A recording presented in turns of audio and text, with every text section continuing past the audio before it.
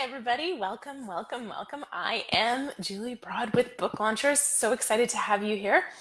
When you're tuning in, be sure to say hello. Let me know that you're here. If you're watching the replay, say hello then too. Sorry, I'm just going to move this forward maybe. I'm trying to do things in mirror. There we go. So fantastic show planned for you today, I hope. We're going to talk about book descriptions, non-fiction book descriptions. And there's multiple reasons why. One is we haven't talked about it yet, but also because when you have a book and you've taken the time to create a fantastic title and an eye-catching cover, then the next thing that you really have to worry about is you've got the attention of that ideal reader. Now, what does your book description say so that it makes them go, oh my goodness, I have to read this book? And a lot of books don't do a good job of this. So if you're looking around Amazon for some inspiration, then you might be struggling. And it's something we've been working in-house on a lot lately. Hey, Anne, welcome. Hey, Sarah, welcome. Thanks for joining. When you do join, say hello. And if you have questions, you can post them, even if they're not about book descriptions. Book descriptions is the main topic of today, but you can join and ask any questions, and I will do my best to answer you or tell you where to find answers. Okay. So back to book descriptions, incredibly important and something we've spent a lot of time in-house working on. And we have professional copywriters that craft the copy for our clients. And still we spend a lot of time rewriting and reworking that material to create something that's great because it's so important. So I wanted to chat about that today and give you guys some examples, give you guys some parameters, and really help you build some great book descriptions. So I also have prizes, of course. So if you are a viewer and subscriber to the YouTube channel, you probably already know, and the YouTube channel is booklaunchers.tv. So you probably already know that if you leave a comment the day a video is released, you'll be entered to win some fantastic Book Launchers swag, which is one of the questions I have for you today. I am getting ready to order some new swag because I only have 2 of our No Boring Books mugs left. So of course I'll replenish that supply because they are super popular. And last time I didn't replenish them, I heard it loud and clear. So I will be replenishing that supply, but I also was curious what other kind of swag you guys would like to see. We previously had these journals right here, so you guys can see. So I use this one all the time. It's really nice. It's soft. But what else would you guys like to see? I put this on the YouTube channel previously, and I put it inside of our authors group, but let me know what ideas you have. I have some of my own, and I'm kind of waiting to see if anybody hits the same idea as me before I throw it out there. We'll do prizes. So we're giving away some fantastic Book Launchers swag, and that is to anybody who comments on the day a video is released. So we have quite a big, I've got Robert Workman's mug. If you guys weren't here a couple weeks ago, you might have missed this. I've got his mug again. I can't really drink out of it. It's kind of, you can see my little hands on this. But it makes for a great little drawing tool. So I've got all of your names inside of here again. If you did comment on a recent video. So as you join, please do say hello, even if you're watching the replay, especially on YouTube. I reply to every single comment posted on YouTube if you're watching the replay. So make sure you do say hello. And if you have questions, you can post those at any time too. Okay, so let's just dive in and chat about book descriptions, shall we? It is crazy busy around the office right now. You guys are probably seeing all these people. I don't know if you can see them, but anyways, if you notice my eye is kind of going like this, that's what's going on. Okay, so I've got some notes so I can make sure that I hit all the really important points for you. And let's see, wrong page here. Okay, so the book description is really, really, I'm missing a page on my notes. Just one second. It is probably underneath all of these folks right here. So the book description is really important because, here it is. It's the primary thing that readers will use once the cover's got their attention. The book description and the table of contents, I'll argue both, is what people will use to decide whether they're going to part not just with their 10 to 20 bucks, but with their time. And the obligation of having another book sitting on their shelf or another book sitting on their Kindle. So you have to have a book description that makes them go, oh my goodness, I have to read this book right now. And it's an advertisement. And I think one of the mistakes that a lot of authors make in their book description and in evaluating a book description is that they think it has to summarize their entire book, and it does not. If you think of a movie trailer, a lot of times it doesn't summarize the entire movie. It's just one scene or a couple of scenes that make you go, ooh, I wonder what else is in that movie. So that's the goal of a good book description, is to make them go, ooh, I wonder what else is in there. Ooh, what does that say? What does that mean? And that's your goal. So it's an advertisement, not a summary. Really, really, really important for you to get that. And the opening sentence, I think, is the most important. And I make this argument all the time. So, regular viewers already know I have a video on YouTube about, how to open every chapter of your book, how to make sure that every single chapter has an important opening. But that's because that's the first sentence. And that is where people are going to decide if they even want to carry on. And so one of the big mistakes I see, and I've got an example of a name that you will know that has this mistake as far as I'm concerned. But one of the mistakes people make is opening with something about the author. The reader does not care about the author. The story might be about you, but it's not for you. And the book description is definitely not for the author. It is all about the reader. And so the first sentence should not be about the author. It can be a teasing statement about a story, and I've got an example for that, but it should not be about the author. It really has to capture attention and draw you in. And in most cases, because we're talking nonfiction, that means it needs to be the hook. The hook of the book, again, a video on my YouTube channel, booklaunchers.tv. You can just search, book launchers, hook of your book, and you'll come up with that video. But the hook is really the big promise. What is in it for the reader? And this usually comes down to, how are you going to make them richer, prettier, more popular, more respected, more well-known? Are you going to make them a celebrity? Are you going to make them rich? What is your book going to do for them? And tease the idea of how that's going to happen. That is really what you should open the first sentence with. Now, if you've got a memoir or a biography, then you're looking at kind of probably the most surprising or something shocking or something that's going to make you go, ooh, what's this story about? So you want to think about those things. Super, super important. Again, if you're just joining us, do say hello. And if you're watching the replay, hello as well. So I know that you're here and checking it out, and you can always post questions at any time. Okay, so I'm going to give you a couple examples just to give you, what I think are good opening sentences. So there's a book, I'm sure you've seen it if you peruse nonfiction at all. It's called Educated by Tara Westover, and it's a memoir. We have quite a few clients with book launchers who write memoirs. So I wanted to offer this as an example. The sentence is, born to survivalists in the mountains of Idaho, Tara Westover was 17 the first time she set foot in a classroom. So yeah, it's about the author, but it's, she was 17 the first time she set foot in a classroom. That's curiosity creating. And I think that does a great job of kind of making you go, oh, and born to survivalists in the mountains of Idaho. The whole sentence, every single word, I think does a great job of making you curious about what this author's gone through and what you're going to experience, right? It's still about the reader. So what's the reader going to experience through the eyes, through the perspective of the author? So I thought that was a good job.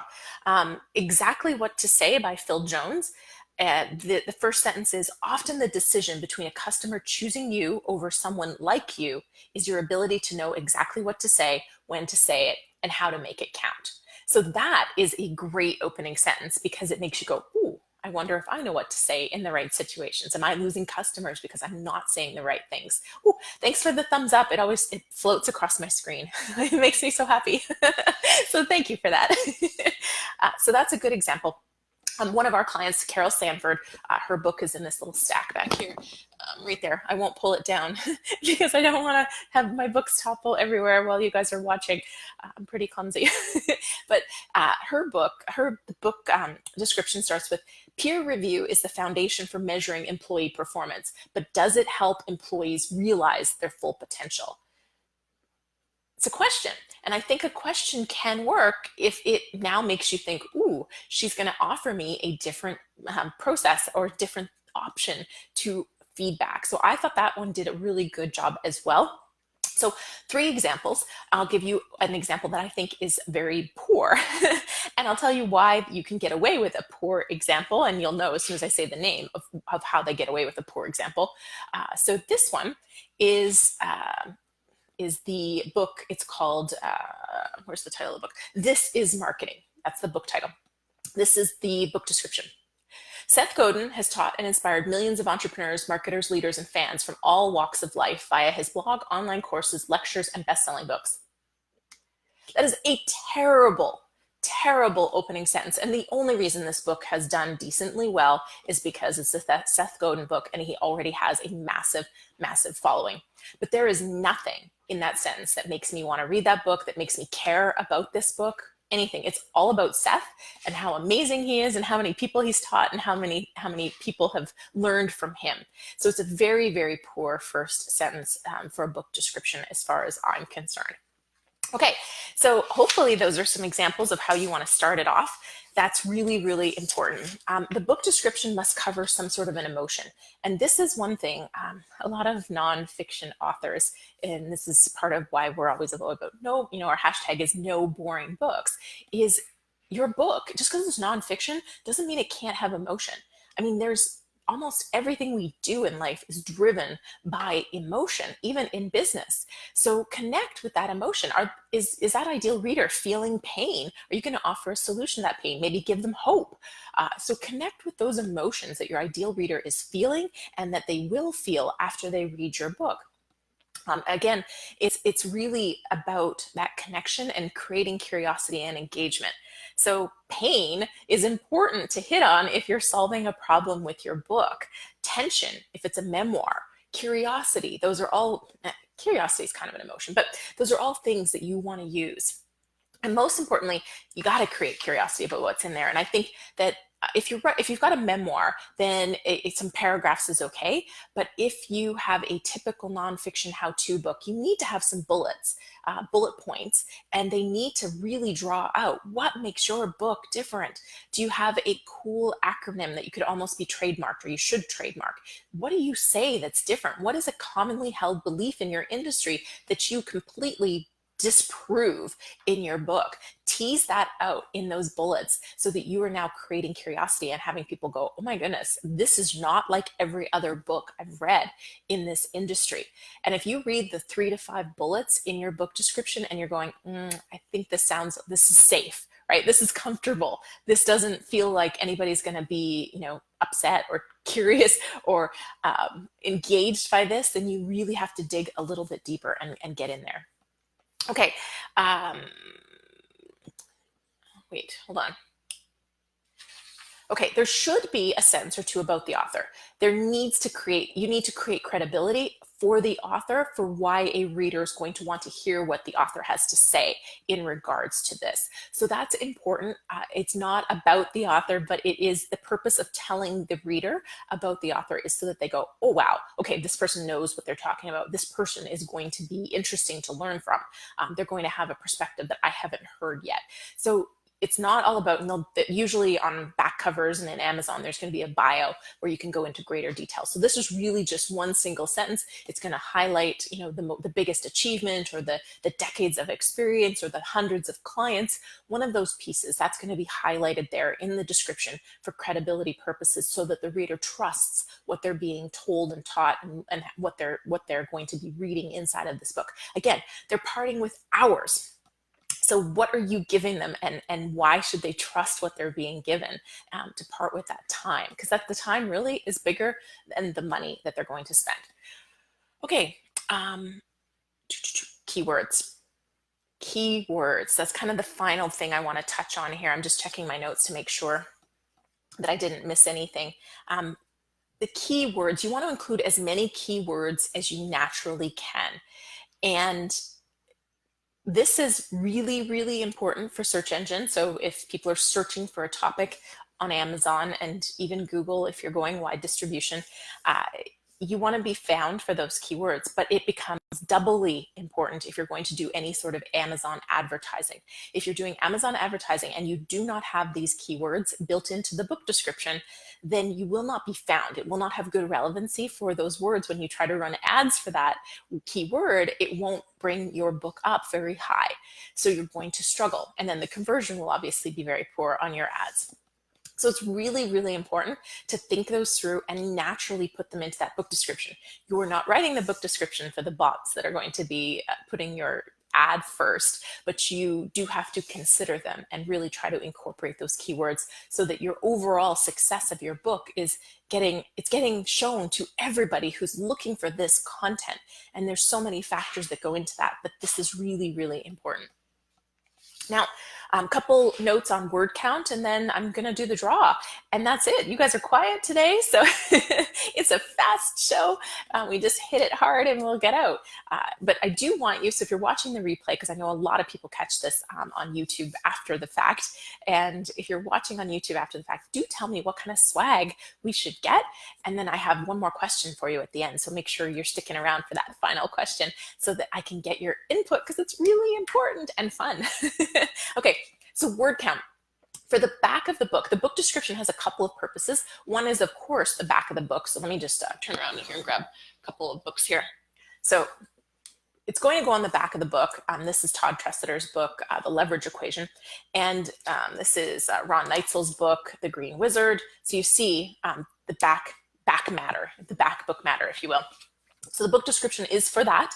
And then there's also a book description that will be posted anywhere your book is online. So Amazon, Goodreads, Chapters Indigo in Canada, Barnes & Noble, so forth. So we target two different sizes of book descriptions. We've got the book description that's going to go on the back of the book, and we're looking at 120 to 160 words max. So really short, tight, concise copy. For the online version, we will allow that to expand. You don't want it to be too long because you want to leave room for the best kind of media testimonials. If you happen to get a piece in Forbes or somewhere else where you can put that on in your book description, you want to have that in there too for more credibility. But, kind of 220 words max, 220, but it's loose, right? It's not as strict because it is online. You've got more space. So those are kind of the two ranges. So 120 to 160 for the back of the book. We do have a few that go 180. It just means you either need a bigger book or you're not going to have a bio. If you have a hardcover with a dust jacket, so we have a couple here. I'll pull out Allison's book as an example. Then you have more space. She actually opted for, just testimonials on the back of her book. And then inside, you've got her author bio there. And then over here is your actual book description, which is very short and has to be even more concise inside of there. So there's lots of options, but no matter what, for the book cover, you're going to have really tight, short copy. And then you can have a little bit longer, so more keyword rich, more options for keywords for the online portion. Avoid being all about the author. Avoid being too short, because if it's too short, especially online, you're missing out on keyword opportunities, but also you're probably not going to sell somebody. Generally you do need a few sentences, some really key bullet points. Probably the only book description that I've seen that really sold a book with only a couple paragraphs was the book for Bad Blood, or the description for Bad Blood, which I was going to pull it up as an example today, but they've rewritten it. The book Bad Blood has done so well. It's now been optioned off to be a documentary for HBO.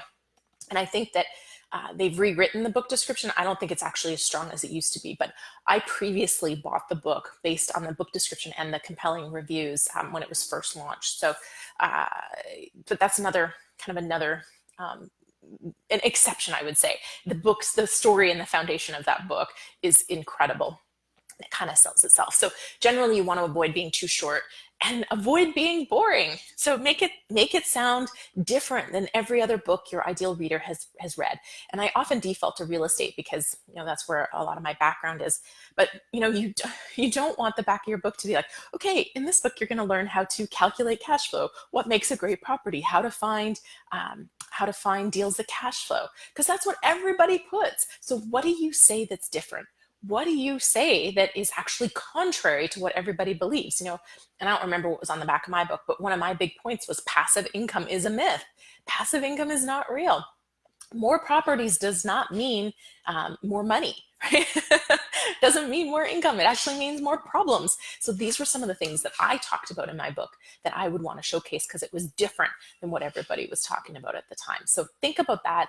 Pull out the boldest claims that you're making in your book. Pull out the biggest promises and the things that are very different, that are proprietary to you, your unique processes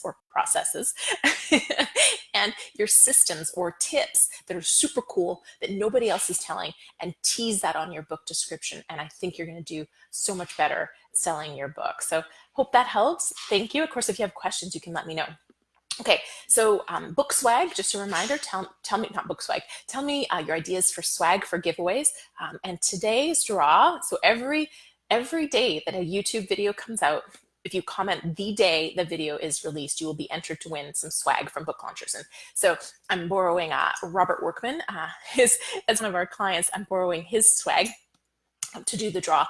And this is for a hashtag no boring books mug. So here we go, drum roll. Okay, just so you guys can see I'm not looking and trying to, my hand's kind of stuck in there. Okay, there we go.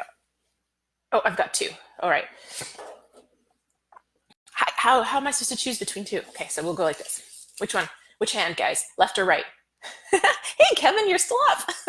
Okay, Kevin, help me choose here. Left or right hand? I've got a name in each. Which hand? Left or right? This is going to make a good thumbnail after the fact. Okay, left or right? I'm just waiting. Left. Okay, thanks, Kevin. Here we go. Congratulations to Fee O'Shea. You are the proud owner of a hashtag no boring books mug. So all you have to do is email team, TEAM, at booklaunchers.com, and you will be entered to win. Okay, final thing, super, super important, is we're almost at 10,000 subscribers on YouTube. So thank you, everyone. By almost, I mean we're 1,000 away. Oh, you're a lefty, Kevin. You'd fit in well with my family. Everyone is left-handed, and I'm the only one in my right mind. That's a family joke. I'm sure it's terrible. I'm sorry. Okay, so back to the important news. So we're 1,000 away. So in my mind, that's almost. Realistically, that means we're probably looking at hitting it late April, early May.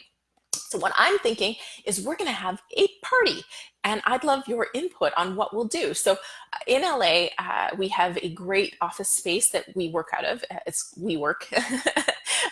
And we've got some great space for a party. I was kind of thinking we would do maybe a training evening, some sort of, where we, share tips or brainstorm book ideas or do something, and we'll live stream it.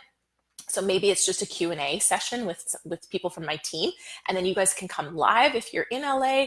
If you're not in LA, we'll live stream it. Sorry, I'm just laughing at Kevin. I'll bring it up after. So I think we'll live stream it. Of course, if you're here, we'll have some food, and I don't know about drinks necessarily, but we'll try to make it an event. And so I posted already on YouTube. It seemed like we have a good response. There'll be at least 10, 15 people who would come out, which would make it good enough, and then we'll live stream it.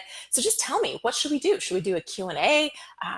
Just give me ideas for that event, because I want to thank you. I want to thank you. It is completely for you guys, because I appreciate your comments. I appreciate people like Kevin who stay up late at night and watch the live stream and comment on every single video. So it's really something I want to do for you guys to celebrate 10,000 subscribers for YouTube. So let me know, and let me know the swag that you want. And of course, any topics you want us to cover in future live streams, I'd love to hear that as well. So thank you so much for tuning in. And Kevin said left-handers use the right side of the brain, right-handers use the left usually. So obviously left-handers are in their right mind. You would get along beautifully with my entire family. And yeah, it's all good. Right hand, left hand, whatever. We can just be friends. How about that? All right. So thank you, everybody. Thanks for joining. Have a wonderful sleep, Kevin. And thank you. And again, if you're watching the replay, do make sure you've said hello. And if you haven't already, subscribe to the YouTube channel, booklaunchers.tv, and comment on the day a video is released to be entered to win some of that swag that you're going to tell me what I should get next. Okay, bye.